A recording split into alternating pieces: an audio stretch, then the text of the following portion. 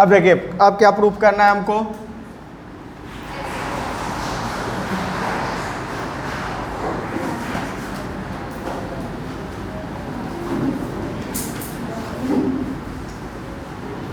Proof करना है S equal to U T plus half A T square.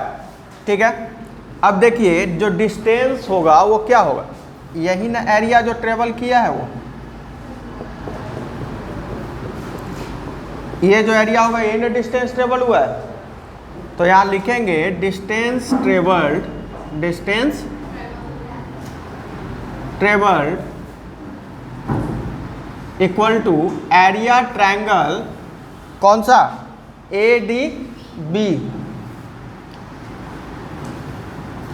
Plus area of rectangle, कौन सा, O A B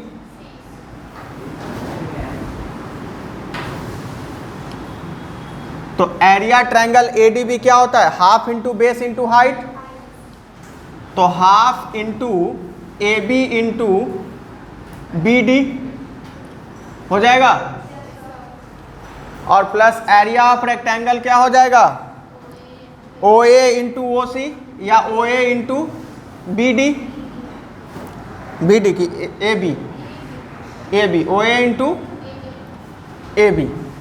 यहां तक किसी को कोई दिक्कत, यहां तक सबको समझ में आया?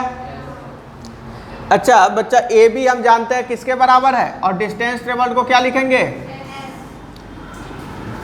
तो S equal to half A B किसके बराबर है, टी के किसके बराबर है, और बी डी किसके बराबर है,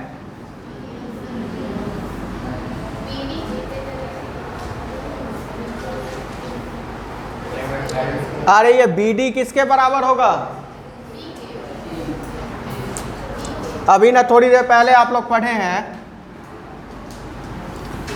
कि B D by O C equal to A D, तो बी डी जो था वो किसके बराबर था, ये तो ए है, और ओ सी किसके बराबर है, ठीक है, तो बी डी किसके बराबर होगा,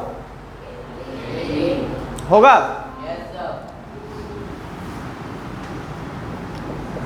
ओ ए किसके बराबर है, यू के, और ए बी भी, तो एस इक्वल टू क्या होगा, half A T square plus U T. जब इक्वेशन को रीअरेंज कीजिएगा तो क्या हो जाएगा, S equal to U T plus half A T square, यही ना प्रूफ करना था। यहां तक कोई दिक्कत, समझ में आया? ठीक है, इसको नोट कीजिए। इसके साथ वो फिगर भी बनाएंगे दोबारा। देखिए डिस्टेंस क्या होगा, जो ये एरिया ट्रेवल हुआ, यही ना, ये ट्रायंगल का एरिया और रेक्टेंगल का एरिया, तो बस हमने क्या किया, डिस्टेंस ट्रेवल इक्वल टू लिख दिया area triangle A D B जो रेक्टेंगल है, सॉरी ट्रायंगल है, और जो area rectangle O A B C, फिर उसको क्या किया, बस उसी को इक्वेट किया और यहाँ तक फाइनल आंसर पे पहुँचे हैं। अब देखिए हाफ, इस ट्रायंगल का बेस क्या था, ए बी था, और हाइट क्या था, बी डी था, तो बी डी इक्वल टू हम लोग क्या निकाले हैं, समझ में आया? तो यहाँ इसके जगह टी और इसके जगह ए टी लिख दिए। Area of rectangle O A length, और सॉरी ए बी लेंथ और O A breadth, U into T है, वही ना है, फिर इसको रीअरेंज कर लिया तो यहाँ पे इक्वेशन प्रूफ हो गया है। ठीक है,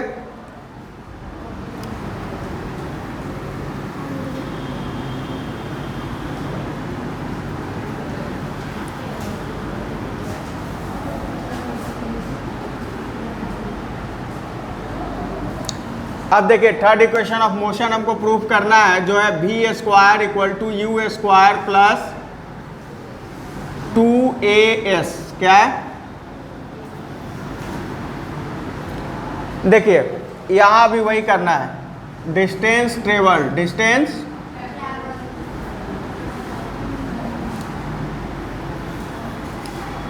जब डिस्टेंस हम लोग काउंट करेंगे बच्चा, तो हमने देखा कि ये टोटल जो है यही डिस्टेंस है हमारा, ये वाला हिस्सा, तो इसको हम डायरेक्ट लिख देंगे क्या, एरिया ऑफ ट्रैपीजियम। क्या, अगर इस फिगर को इधर से भूल जाइए तो ये एक ट्रैपीजियम ही है, ठीक है। तो OADC, OADC, ठीक है। अब एरिया ऑफ ट्रैपीजियम हम लोग क्या पढ़े हैं,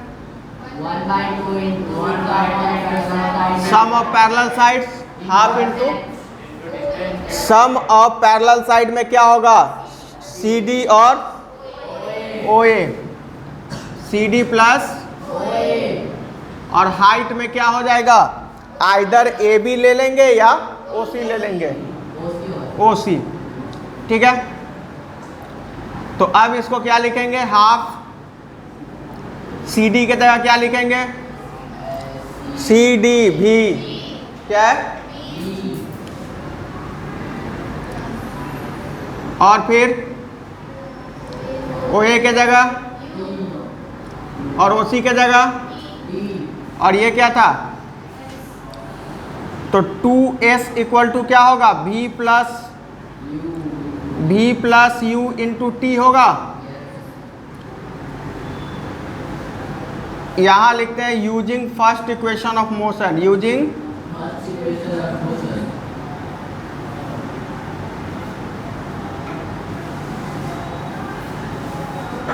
फर्स्ट इक्वेशन ऑफ मोशन क्या पढ़े थे, V equal to U plus AT, तो V minus U equal to क्या होगा, और V minus U by A equal to क्या होगा, T, टू एलिमिनेट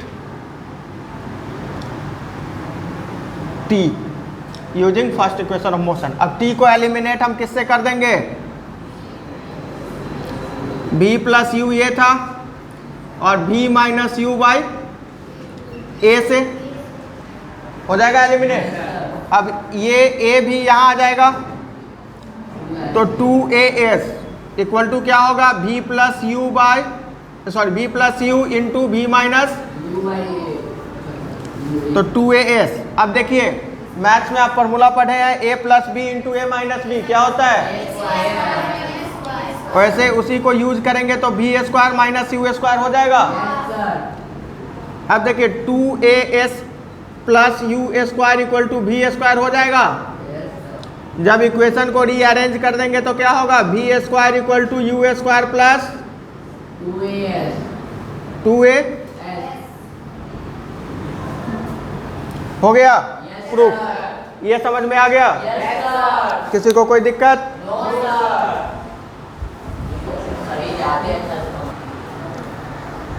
अब बच्चे हम लोग लास्ट टॉपिक की ओर बढ़ रहे हैं, वो है सर्कुलर मोशन। क्या है, circular motion.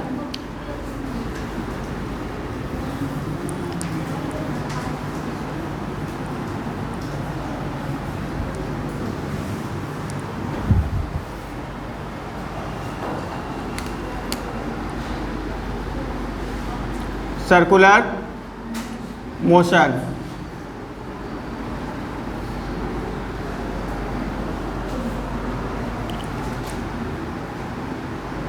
a body is said to be in circular motion if it moves along a circular path, moves along a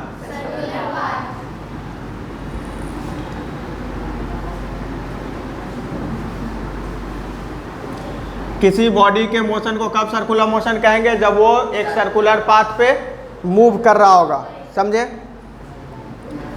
याद रखिएगा circular motion is always accelerated, always, इसमें हमेशा एक्सेलरेशन की जरूरत होती है। रीजन देखिए कि जब आप लोग बचपन में खेले होइएगा कि क्या करते थे, वो धागा में कोई चीज़ बांध के और घुमाते थे, ठीक है। तो घुमाते टाइम जब तक आपका ये मूव करता रहता था तब तक वो मूव करता था पूरे फोर्स के साथ, लेकिन जैसे ही आप इसको स्टेडी छोड़ देते थे क्या होता था, वो धीरे धीरे उसका स्पीड कम होता था और वो गिर जाता था। ठीक है। तो सर्कुलर मोशन को रेगुलेट करने के लिए हमेशा एक्सेलरेटेड चाहिए, जबकि रेक्टिलिनियर मोशन जो है वो एक्सेलरेटेड नहीं है। समझे? सर्कुलर एक्सेलरेटेड है और रेक्टिलिनियर एक्सेलरेटेड नहीं है।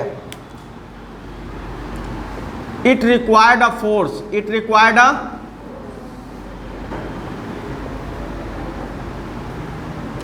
कॉल्ड सेंट्रीपिटल, क्या?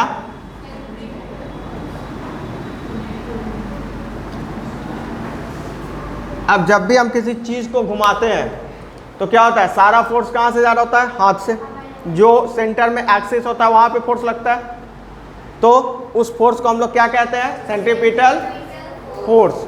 अब देखिए, जब भी कोई बॉडी सर्कुलर पाथ पे मूव करता है तो उसका डायरेक्शन सेम नहीं रहता है, सेम नहीं होता है। अब मान लीजिए ऑब्जेक्ट इस जगह पे है, ठीक है, तो उसका मूवमेंट का डायरेक्शन किधर है? Towards east.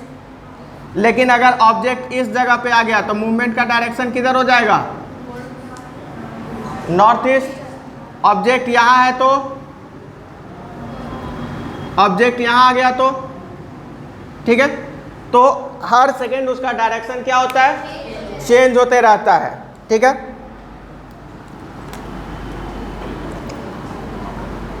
Speed on circular path, circular. तो बच्चे सर्कल का सरकमफेरेंस जो होगा वही ना डिस्टेंस होगा, तो डिस्टेंस क्या होगा? और जो टाइम लगेगा उसको मूव करने में, यही ना। तो एस भी इक्वल टू क्या हो जाएगा? 2 पाई आर बाई, और यहाँ भी स्पीड का यूनिट क्या होगा? मीटर पर सेकेंड। समझ में आ गया? तो सर्कुलर मोशन में समझ गए कि जब भी कोई मूवमेंट किसके अलॉन्ग होगा? सर्कुलर पाथ के अलॉन्ग होगा, तो उसको हम लोग क्या कहेंगे? सर्कुलर मोशन कहेंगे। अच्छा बताइए, फैन जो है सर्कुलर मोशन एग्जिबिट कर रहा है कि कोई और मोशन? Circular motion. बस सिर्फ सर्कुलर मोशन ही? रोटेशनल मोशन को भी एग्जिबिट कर रहा है। क्या कर रहा है? ठीक है। वैसे ही अर्थ रोटेशनल और सर्कुलर दोनों मोशन को एग्जिबिट करता है, ठीक है। क्योंकि वो सन के चारों ओर उसका जो रिवॉल्यूशन पीरियड ऑफ टाइम है वो किस में कंसीडर होगा? सर्कुलर में। जबकि वो अपने एक्सिस पे रोटेट करता है वो किस में कंसीडर होगा? रोटेशनल में। क्योंकि उसके रोटेशन के कारण दिन और रात होता है, समझे। और रिवॉल्यूशन के कारण क्या होता है? सीजन चेंजेज होते हैं, सीजन। समझ में आ गया सर्कुलर मोशन क्या होता है? वैसे ही आप देखिएगा वो जो वो मौत का कुआं मेला में नहीं लगाता है, उसमें जो वो गाड़ी दीवार पे चलाते रहता है, वो बार बार आप उसको देखिएगा कि वो गाड़ी को क्या करता है? एक्सेलरेट करता है, ठीक है। अगर वो बार बार एक्सेलरेट नहीं करेगा तो गाड़ी क्या होगी? स्लो हो जाएगी, नीचे की चली जाएगी, ठीक है। तो सर्कुलर मोशन को रेगुलेट करने के लिए एक्सेलरेशन की रिक्वायरमेंट होती है, ठीक है। इसीलिए इसको एक्सेलरेटेड मोशन भी कहते हैं। क्या कहते हैं? समझ में आ गया? यहाँ पे ये आपका चैप्टर कंप्लीट हो गया, ठीक है। अब इसके जो भी है इसमें बेस्ड न्यूमेरिकल्स करेंगे हम लोग, ठीक है, और इसके कुछ क्वेश्चंस भी सॉल्व करेंगे।